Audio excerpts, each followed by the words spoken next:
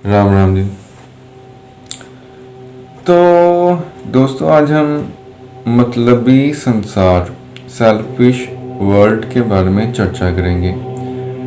तो ये जो दुनिया दिखाई देती है, ये बाहर से तो बड़ी रंगीन, बहुत खूबसूरत और स्नेह से भरी हुई दिखाई देती है, लेकिन ये है मीठी छुरी कि ऊपर से तो शहद टपकता है लेकिन अंदर जहर भरा होता है। तो इस संसार की वास्तविकता का ज्ञान होना बहुत जरूरी है।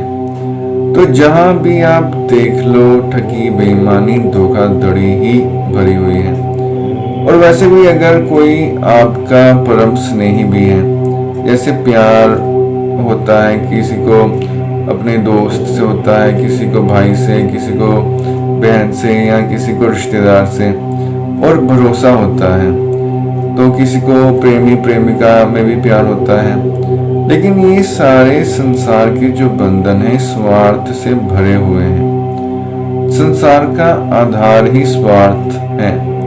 कोई काहू को नहीं, सब देखे ढोल बजाए, ये गुरबानी का अमृतमयी शब्द है। तो गुरबानी में कहते हैं गुरु नानक कि कोई भी किसी का नहीं है, मैं डंके की चोट पे कह रहा हूँ, क्योंकि ढोल बजा के मैंने सबको देख लिया है। इसमें सिर्फ माता पिता को नहीं मिलाया जा सकता, क्योंकि वो तो परमात्मा का रूप ही होते हैं। तो माता पिता तो निस्वार्थ भाव से बच्चों की परवरिश करते हैं, उनसे प्रेम करते हैं। अगर कोई ये समझे कि वो अपनी बुढ़ापे का सहारा हमको मानते हैं, तो इसमें भी अगर उनको ये भी पता हो कि ये हमको बुढ़ापे में संभालेगा नहीं, कोई नहीं भी संभालते, फिर भी उनके मन में अपने बच्चों के प्रति कभी भी द्वेष नहीं रहता, कटु भाव नहीं रहते, वो तब भी उनको आशीष ही देते हैं। इसलिए ये भी सही नहीं रहेगा। एक संत जन श्रवणानंद जी हैं, श्रवणानंद जी, वो कथा सुना रहे थे कि एक माता मेरे पास आई जो कि पिछले 5 साल से वृंदावन रह रही थी। तो उस माता ने श्रवणानंद जी से कहा कि मुझे मंत्र बताइए जिससे बेटा हो। तो वो बड़े हैरान हुए। उन्होंने कहा, माता आप तो 5 साल से यहाँ रह रही हैं, तो आप तो अकेली रहती हैं, कोई आपका सगा संबंधी भी आपके साथ नहीं है, तो ये बेटा चाहने वाला मंत्र आपको चाहिए क्यों? तो उस माता ने कहा कि बेटा, मेरे पति की मृत्यु काफी समय पहले हो गई थी। मैंने अपने इकलौते बेटे को बहुत प्यार से पाला था, तो उसकी शादी की, और उसकी जो पत्नी आई उसको 3-4 साल तक बच्चा नहीं हुआ। तो वो मुझ पे इल्जाम लगाती थी कि ये जो है, ये बदकिस्मत वाली है तुम्हारी माँ, इसकी वजह से मेरे घर में औलाद नहीं हो रही, क्योंकि ये छोटी उम्र में ही विधवा हो गई थी। तो जबकि मैंने बहुत कष्टों से अपने बेटे को पाला था, तो वो भी अपनी पत्नी की बातें सुनने लगा, और वो भी मुझे बुरा भला कहना शुरू कर दिया उसने। तो मैं फिर भी दोनों की बातें सहती रहती और घर का काम करती रहती।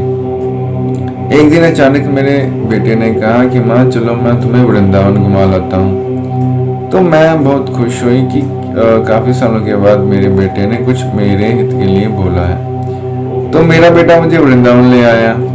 लेकिन वहां जैसे ही हम रेलवे स्टेशन पहुंचे, उसने बोला, माँ तुम यहाँ बैठो, मैं थोड़ी देर में आता हूँ। तो मैं वहां उस जगह पर बैठी रही, वो नहीं आया।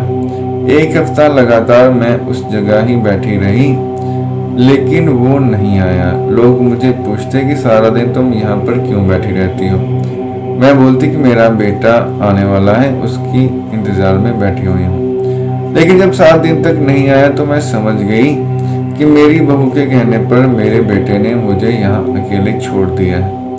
फिर मैंने अपने आप को परमात्मा की भक्ति में लीन कर लिया। लेकिन अचानक से एक विचार मेरे मन में कल आया कि इतने सालों के बाद भी क्या पता मेरे बेटे को बेटा हुआ या नहीं हुआ। तो मैं ये मंत्र पूछ रही हूँ आपसे कि वो मंत्र मैं अपने बेटे के लिए जपूंगी तो मेरे बेटे को बेटा हो जाएगा, उसकी इच्छा पूरी हो जाएगी। तो श्रवणानंद जी की आंखों से आंसू बहने लगे। उन्होंने कहा कि माता, उस लड़के ने तुम्हारे साथ इतना बुरा किया, लेकिन फिर भी तुम्हारे मन में उसके प्रति कितना स्नेह अभी भी भरा हुआ है। तो ये होता है माता का हृदय। तो माता पिता स्वार्थ के दायरे में नहीं आते, उनको छोड़ के और जो भी संबंध हैं वो स्वार्थ के दायरे में ही होते हैं। तुलसीदास जी कहते हैं, वो मोसे सुख चाहते हैं, हम तो से सुख चाहते हैं। कि दूसरा व्यक्ति मुझसे सुख की आशा रखता है और संबंध बनाता है, और मैं भी उस व्यक्ति से सुख की आशा रखता हूँ और संबंध बनाता हूँ। दोनों ही भिखारी हैं, दोनों ही सुख मांग रहे हैं, सुख किसी के पास भी नहीं है। तो देने वाला तो दाता होता है और मांगने वाला, चाहने वाला भिखारी होता है। गुरबानी में शब्द है, दद्दा दाता एक है, सबको देवनहार। कि परमात्मा एक ही है जो सबको दे रहा है और कोई दाता नहीं है।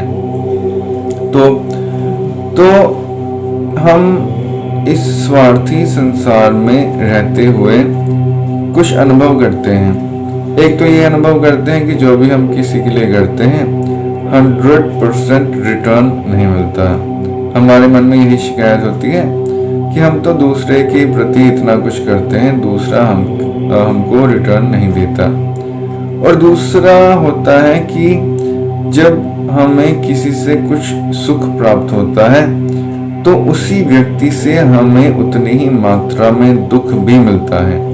अगर किसी की मधुर शब्द हमें अच्छे लगते हैं, जैसे प्रेमी प्रेमिका के ही लगा लो, या किसी घनिष्ठ मित्र के, या किसी अच्छे संबंधी के, रिश्तेदार के, तो जब उसके मुंह से कटु वचन निकलते हैं तो वो हमें जहर की तरह भी लगते हैं। तो जितना खुशी हमको उनके मधुर शब्द सुनने में लगती है, उतना ही दुख हमें उनके कटु वचन सुनकर ही लगती है।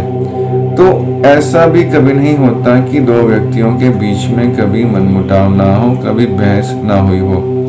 तो वही व्यक्ति कभी सुख का कारण बनता है तो कभी दुख का कारण बन जाता है। तो ये सुख और दुख हमारे मन को अप एंड डाउन में ले जाता है, कभी हर्षित कर देता है और कभी दुखी कर देता है। तो पूर्ण सुख जो हम चाहते हैं, हम तो चाहते हैं कि हमको दुख कभी मिले ही नहीं, हमको अपमान कभी मिले नहीं, हमको हमेशा मान सम्मान खुशी यही मिले। तो वो संसार के किसी भी व्यक्ति से नहीं मिल सकती। कभी तो जो व्यक्ति आपको बहुत गहरी खुशी देता है वो इतना गहरे दुख का कारण बन जाता है कि जो सारी जिंदगी आप भुला नहीं पाते। तो फिर ये संसारिक संबंध किस काम के। कभी कभी जिस पे आप बहुत ज्यादा विश्वास करते हैं वो विश्वासघात कर देता है और आपको किसी काम का नहीं छोड़ता। तो आपको भी शायद अपने जीवन में ऐसा अनुभव हुआ होगा। लेकिन ऐसा अनुभव हो गया, इस संसार के स्वार्थीपने का भी अनुभव हो गया, उसके बाद क्या हुआ? पहली बात तो ये होती है कि हमारे मन से जो उसकी जगह थी वो खत्म हो जाती है। तो हमारा मन जो है कुछ वैराग्यवान हो जाता है। जिस मन में उस व्यक्ति के प्रति बार बार विचार आते थे वो विचार खत्म होने शुरू हो जाते हैं और परमात्मा की तरफ हमारा रुझान शुरू हो जाता है कि संसार कुछ नहीं है, इसकी निसारता का पता लग जाता है। तो ये भी एक परमात्मा की कृपा होती है। समझ लो परमात्मा ने उस बच्चे के हाथ से खिलौना छीन के उसका खिलौना तोड़ दिया, जिससे बच्चा माँ के पास वापस लौट आया। क्योंकि वो बच्चे की आसक्ति खिलौने में थी तो माँ के पास वापस आने में वो देर लगा रहा था। तो जो हमको वैराग्य संतों की वाणी सुनकर नहीं हुआ, सत्संग सुनकर नहीं हुआ, वो किसी अपने से चोट खाकर हो गया। जैसे तुलसीदास जी थे, उनकी अपनी पत्नी ने उनको धिक्कारा कि इस शरीर के पीछे पड़े हुए हो, इस शरीर में तो हड्डियां हैं, चाम है, अस्थि है। उस परमात्मा के पीछे पड़ते तो वो परमात्मा श्री राम साक्षात तुमको दर्शन दे देते। तो चोट लगी। जो आसक्ति पत्नी के प्रति थी वही आसक्ति, वही प्रेम श्री राम के प्रति उन्होंने अपनाया और परमात्मा को, श्री राम को प्राप्त कर लिया। ऐसे ही जब हमको संसार से चोट मिलती है तो परमात्मा की तरफ झुकाव हो जाता है। तो जिनका झुकाव परमात्मा की तरफ नहीं है वो संसार की और किसी व्यक्ति के प्रति आसक्त हो जाते हैं। तो और किसी के प्रति भी आसक्त होगे तो मिलेगा तो दुख ही, क्योंकि संसार में किसी व्यक्ति के पास परम सुख है ही नहीं। वो परम सुख केवल परमात्मा के ही पास है। तो परमात्मा की भक्ति से ही परम सुख मिलेगा। स्वामी अखंडानंद जी कथा सुनाते थे कि जब परमात्मा जीव को भेजने लगा संसार में तो जीव ने कहा, परमात्मा मैं तो संसार में जा रहा हूँ तो मैं तो तुम्हें भूल जाऊंगा। तो परमात्मा हंसने लगे। उन्होंने कहा, अच्छा अपनी झोली करो। जीवात्मा ने झोली करी तो एक चुटकी दुख जीवात्मा की झोली में परमात्मा ने डाल दिया। तो परमात्मा ने कहा, प्यारे तू संसार में तो जा रहा है लेकिन ये जो एक चुटकी दुख है ना वो तेरा पीछा कभी नहीं छोड़ेगा। तो ये दुख तुम्हारी झोली में से तभी निकलेगा जब तुम मेरे पास आओगे, मेरी तरफ वापस लौटोगे। तो चाहे कोई भी बहुत बड़ा शक्तिशाली धनाढ्य व्यक्ति है, धन संपदा जिसके पास काफी है, शरीर सुंदर है, स्वस्थ है, लेकिन जब तक परमात्मा की शरण में नहीं जाता, नाम जप नहीं करता, परमात्मा के लिए उसके मन में प्रीति नहीं है, तब तक वो परम शांति परम सुख वो हासिल कर ही नहीं सकता। इसलिए जो स्वार्थी संसार है उसके प्रति तो आप वैरागवान हो जाइए। और एक बात और, ये जो संसार है ना ये मतलब परस्त है। जब इसको मतलब होता है तो आपकी जय जयकार करेगा, और जब इसका मतलब निकल जाएगा तो जैसे दूध में से मक्खी को निकाल के अलग कर देते हैं उसी तरह आपको भी अलग कर देता है। जैसे सूर्य कितना महान है, ये पृथ्वी सूर्य का ही अंश है। तो जब सर्दियां होती हैं तो सब कहते हैं सूर्य देवता दर्शन दे दो, दर्शन दे दो।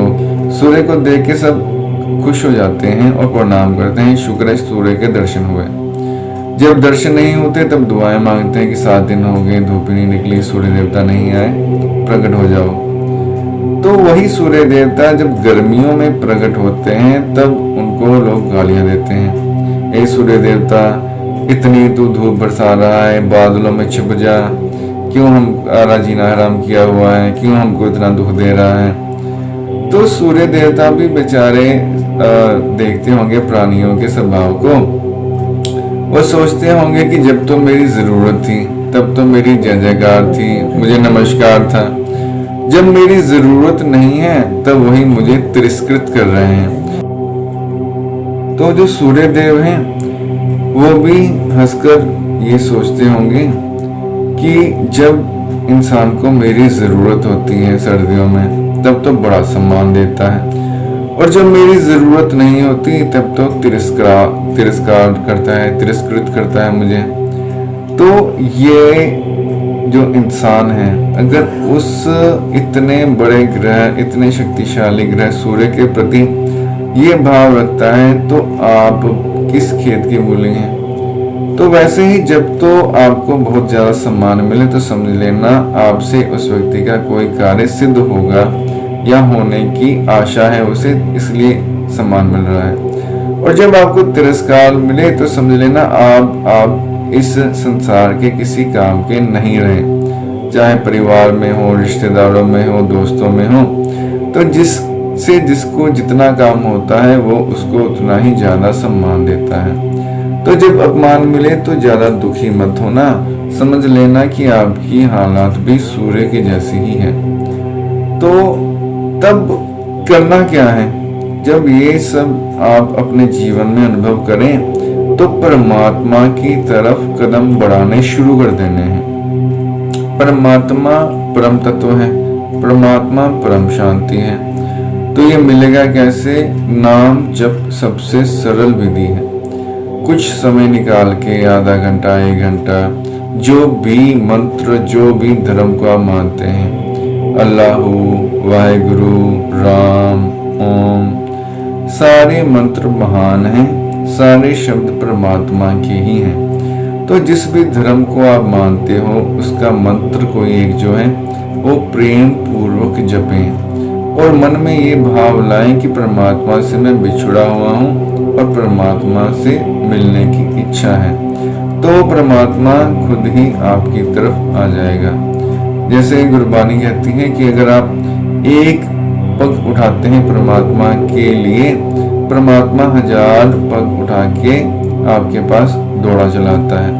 तो हम तो छोटे से जीवात्मा हैं, हमारा पग भी छोटा है, परमात्मा के चरण भी काफी बड़े हैं। वामन देवता जो थे, वामन भगवान, 3 पग में उन्होंने पृथ्वी स्वर्ग माप लिया और तीसरा पग बलि के सिर पे धरा। तो वो जब पग उठाएगा तब तो पहले ही पग में हमको प्राप्त कर लेगा। 1000 पैरों की तो जरूरत नहीं पड़ेगी, 1000 कदम चलने की जरूरत नहीं पड़ेगी। लेकिन एक पग हम उठाएं तो सही, कोशिश तो करें। कोशिश करेंगे तभी परमात्मा मिलेंगे। ये स्वार्थी मतलबी संसार से कुछ नहीं मिलेगा। किसी को आज तक कुछ नहीं मिला, आपको भी कुछ नहीं मिलेगा। अब तक अपने जीवन का अनुभव देख लीजिए, जितना मर्जी कर लो कुछ हासिल होने वाला नहीं है। और परमात्मा के प्रति थोड़ा सा समय समर्पित करोगे, अच्छे कर्म करोगे, कुछ गरीबों को जितना हो सके समर्था अनुसार दान दोगे, उनकी सहायता करोगे, तो परमात्मा के साथ जुड़ाव होना शुरू हो जाएगा। उस परम शांति का अनुभव होना शुरू हो जाएगा जो संसार से कभी नहीं मिली। धन्यवाद।